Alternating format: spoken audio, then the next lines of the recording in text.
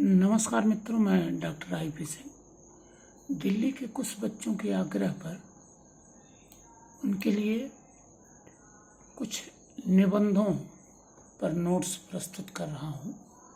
उसी में से एक निबंध अथातो घुमक्कड़ जिज्ञासा, जो कि राहुल सांकृत्यायन जी का प्रसिद्ध निबंध है, उसका प्रतिपाद्य प्रस्तुत कर रहा हूँ। तो देखें इसे। भारतीय साहित्य की जीवंतता के मूल में उसकी बहुआयामी भाव भंगिमा की रचना धर्मिता को नकार देना संगत नहीं, और इस भाव भंगिमा के पुरोधा इसके स्वनाम धन्य वे रचनाकार रहे हैं जिन्होंने सहितेन भाव यस्मिन सह, अर्थात जिसमें हित का भाव सन्निहित हो वही साहित्य है, के आशय को निरंतर चरितार्थ किया है। वस्तुतः भारतीय साहित्यकार समय और परिवेश की मांग के अनुसार अपनी रचना धर्मिता की क्रियान्वित करते रहे हैं। इसीलिए इनके विचारों में कभी कभी व्यापक मतभेद भी मिलता है, लेकिन सौभाग्यवश हमारे ऐसे मनीषी भी बीच बीच में अवतरित होते रहे हैं जिन्होंने इन मतभेदों के मध्यम मार्ग का अनुगमन कर हमारी रचना धर्मिता को सदैव प्रासंगिक बनाए रखा है। हिंदी साहित्य का विकास भी इसी परंपरा और पृष्ठभूमि में ही नहीं बल्कि इसकी अगली कड़ी के रूप में हुआ है। सबसे बड़ी बात यह रही है कि हिंदी के रचनाकारों ने अधिकांशतः अपने भोगे हुए तथ्य को अपनी रचनाओं में स्थान दिया है। समय के बदलाव के साथ साहित्यकारों की रचना धर्मिता के बदलाव का यह तेवर आधुनिक काल की दहलीज पर आकर और भी विशिष्ट बन जाता है। इन स्वनाम धन्य रचनाकारों के मध्य राहुल सांकृत्यायन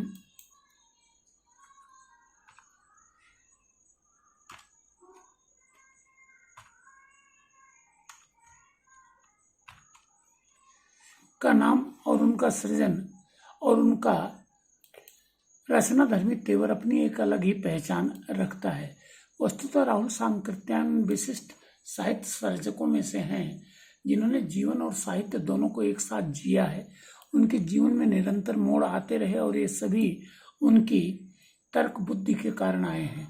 बचपन की परिस्थिति एवं अन्य सीमाओं को छोड़कर उन्होंने अपने जीवन में जितनी राहों का अनुकरण किया वे सब उनके अंतर मन की छटपटाहट के द्वारा तलाशी गई थी। जिस राह को राहुल जी ने अपनाया उसे निर्भय होकर अपनाया। वहाँ न दुविधा थी और न अनिश्चय का कुहासा।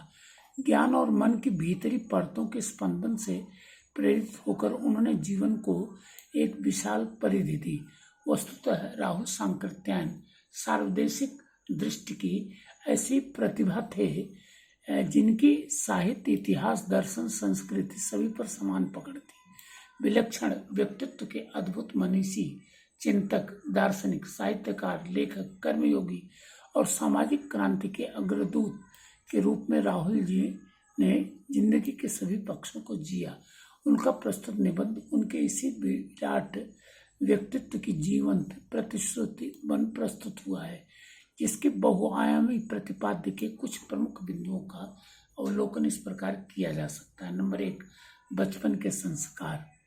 ऐसा माना जाता है कि उन्हें यावरी प्रवृत्ति का संस्कार उनके अपने नाना से मिला था, जो बचपन में उन्हें अपने सैन्य जीवन की विविध यात्राओं को रोमांचक बनाकर सुनाया करते थे। इसके बाद किसी पुस्तक में अंकित ये पंक्तियां तो उनका जीवन दर्शन ही बन गई।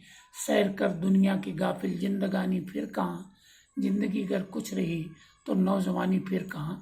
उनका स्पष्ट मंतव्य है कि विश्व विकास के जिस पायदान पर खड़ा है उसमें सबसे बड़ा योगदान इंसान की घुमक्कड़ी प्रवृत्ति का रहा है। हालांकि उन्होंने स्पष्ट शब्दों में स्वीकार किया है कि आदमी की घुमक्कड़ी प्रवृत्ति ने बहुत बार खून की नदियां बहाई हैं, परंतु उसी के द्वारा विकास के द्वार भी खुले हैं। हमें यह भी ध्यान देना ही चाहिए। नंबर 2, धर्म शब्द की व्यापकता। राहुल जी ने इस निबंध में धर्म शब्द को एक सीमित दायरे अर्थात संप्रदाय से अलग बहुत ही व्यापक अर्थ में लिया है। उनके द्वारा प्रयुक्त घुमक्कड़ी धर्म इस संदर्भ में उल्लेखनीय है।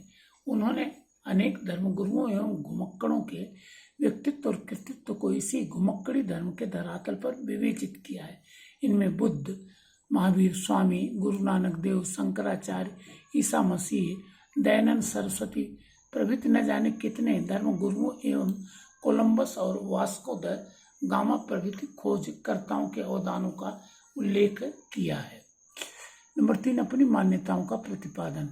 यह निबंध पूरी तरह राहुल जी के अपने दृष्टिकोण का प्रतिपादक माना जा सकता है।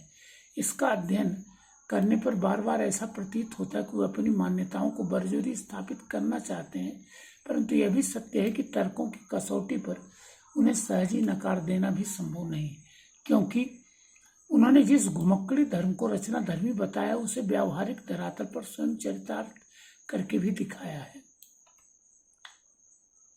नंबर 4, भारतीयता की पक्षधरता।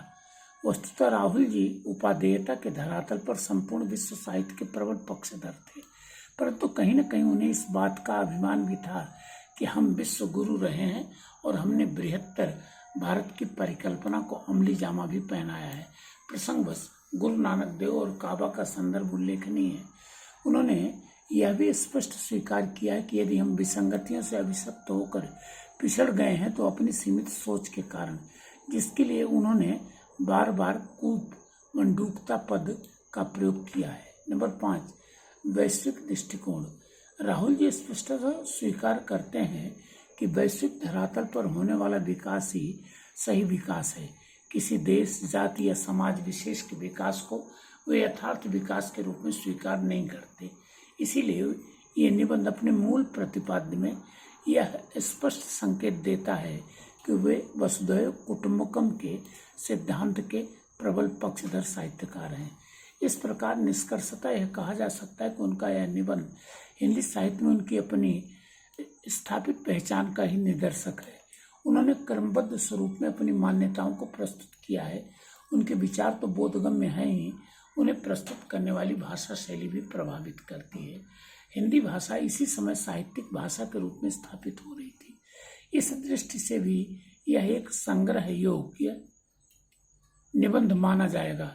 उनके आरोप प्रत्यारोप अथवा खंडन मंडन के समन्वय से पूरा हुआ यह निबंध विषय से अधिक विषय प्रधान हो गया है, परंतु इसे भी इसकी विशिष्टता ही माना जाएगा, क्योंकि उनका संपूर्ण जीवन ही घुमक्कड़ी धर्म की साधना को ही समर्पित रहा है और इसमें उसी का प्रतिपादन किया गया है। तो मित्रों, यह निबंध का जो प्रतिपाद्य पक्ष है वो मैंने आपके सामने प्रस्तुत किया है।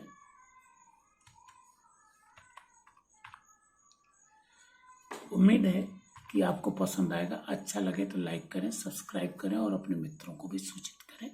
अगले 1-2 निबंधों पर टिप्पणी में और प्रस्तुत करने की चेष्टा करूंगा। थैंक यू, धन्यवाद।